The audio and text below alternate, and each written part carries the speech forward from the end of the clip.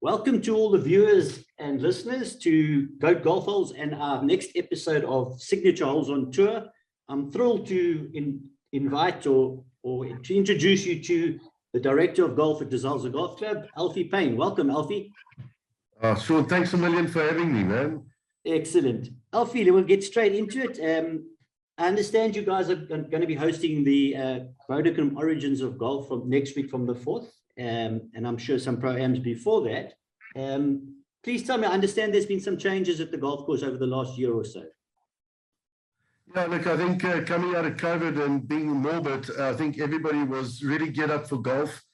And I think the club was prepared and well planned out, some really great upgrades that we wanted to make on the course. So there was a big focus for the last year that we started on a lot of drainage projects on various holes, which we've seen now lately with all the rains that we've had, how successful that's been.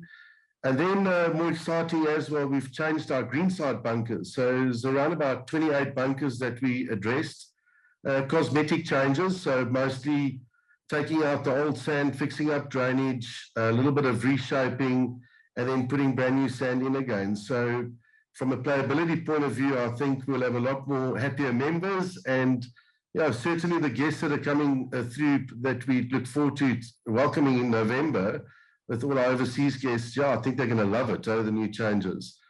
Then we also a very big focus on landscaping. So there's a lot of out of play areas that we're trying to create beds and plants and stuff like that that don't need a lot of watering, but also from a course maintenance point of view that you don't now need to go out and cut that grass. So I think long term it's going to work out really well for us. So those are the exciting, really, there's a lot more projects that we've done, but those are the more exciting ones that we've done. And I think we're ready to host this event next week, and I'm sure everybody's going to love it. For sure, I can't agree more. Zalze has always been one of my personal favorites, so it's difficult to envisage that you can actually improve the playability of that beautiful course. So congrats on the changes, and I'm sure your prep's all in place for next week, and I'm sure the guests and the pros are actually going to have a fantastic event. Yeah, I hope they do. Thanks, Sean. I'm pretty confident they will, Alfie. So we say this is the next episode of Signature Holes on Tour, and I'd like to invite you to tell us about what you feel is going to be the pivotal hole during the Vodacom Origins of Golf. I think I have to just start off by saying I think your first 3 opening holes is crucial, as any pro player would like to start off well. And I know that we got quite a tricky first hole, and a lot of guys that will pull the driver out and maybe mess it up from the start. So it's always important your first 3 opening holes. Second hole is our stroke 1, not that they work on strokes, but it does tell you that it's a very difficult hole. It's a par 4, and it's quite a lengthy par 4, and it's protected by a fairway bunker on the left and then 2 greenside bunkers. And then the third hole is a par 3, which is got the Blauklippen River running, just in the front of the green, and it's protected by 2 greenside bunkers, and it's a kind of a boomerang shaped type of a green, so it's very, very important to hit the center of the green, make your par and get out of there. But one of the things I want to tell you why it's so important to the first 3 opening holes, in 2006 when we've hosted the World Team Championships and the Eisenhower, we actually took all the stroke averages, and funny enough, out of the 4 par 3s that we have, all 4 par 3s finished in the top 5 most difficult holes for that week. Wow. And the par 3s are really, really tough. And that might just be a good tip for some of the guys in that to, just pay extra caution on the par 3s. But no, certainly I think I've seen long crocodile tears where tournaments have been lost. And that's usually through Amen Corner. We have our own little Amen Corner. The 12th hole is a par 3, but stepping up after that par 3, you've got the 13th hole par 4, and it's actually drivable for 1. So I think standing on there, a lot of players in that go, well, this is now the time for me. I can either hit it on the green and get my name up on the top of the leaderboard. Or you need to be strong enough to say, listen, I've got other opportunities still coming up because the next hole is a par 5.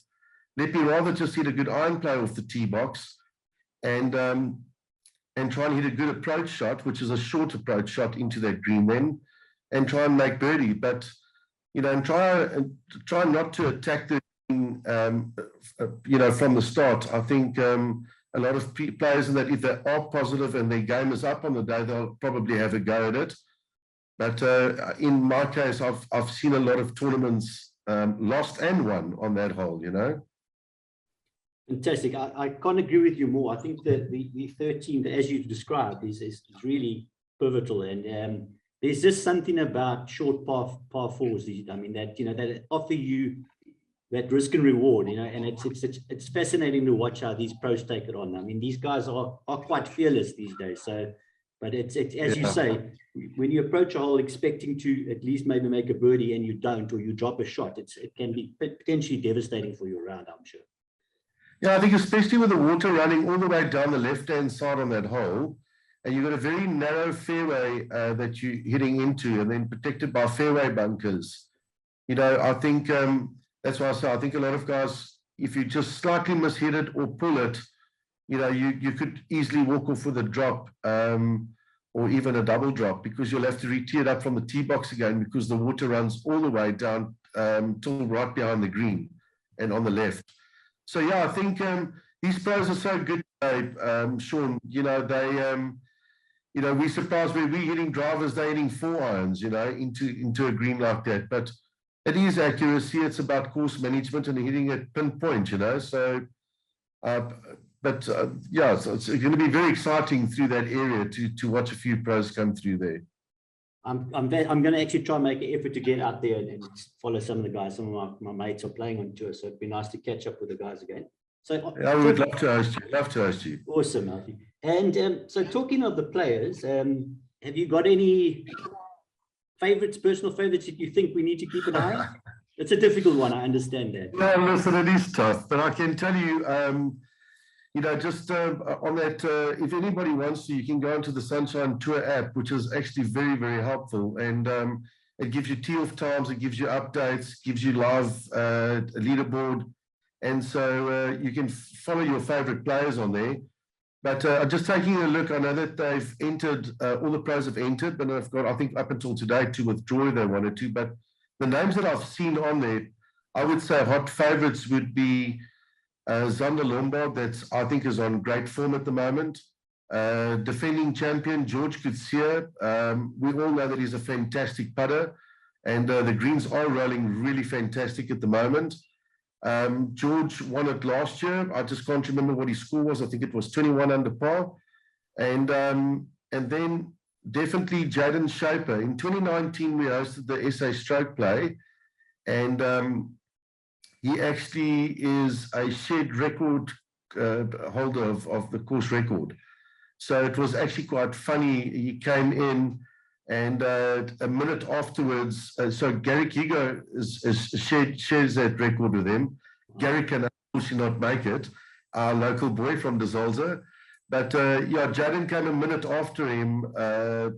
He played in the afternoon and tied the record on the same day as Garrick.